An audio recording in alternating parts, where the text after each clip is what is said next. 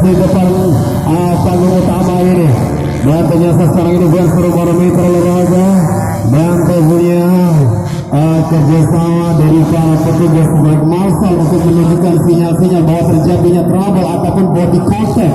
Septiana 109 tentunya tidak bisa untuk berada kembali melakukan perjalanannya. Deden Septiana dari Power Brother. Deden Septiana. Oke, mitra olahraga bersama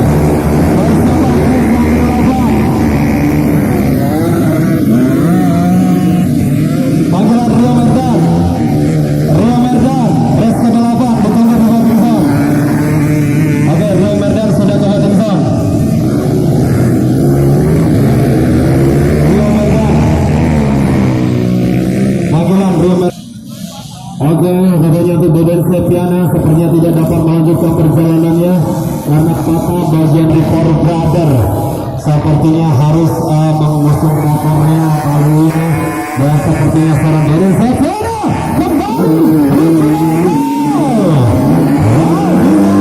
berada di posisi kedua. Johnny Paul tetap berada di posisi ketiga.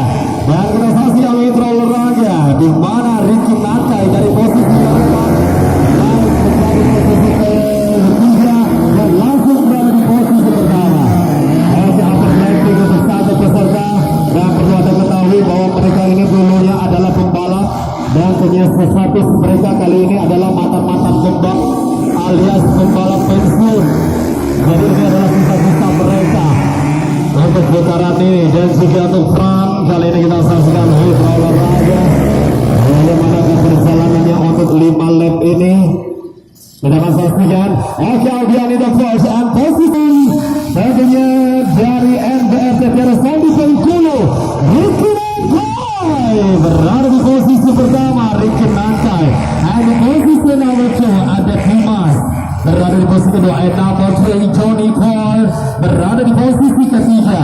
Dan tentunya mitra olahraga saat sekarang ini 017 harus kembali ke pedoknya. Begitupun juga nomor start nomor 41 Eko Rio Putra. Dan tentunya saat sekarang ini buat seluruh para mitra race yang ke-7 telah kita saksikan untuk para pembalap-pembalap pensiun ini. Dan persiapan di race yang ke-8 mitra olahraga masih di kelas yang sama di Adventure kelas 6 pembalap Indonesia penyisian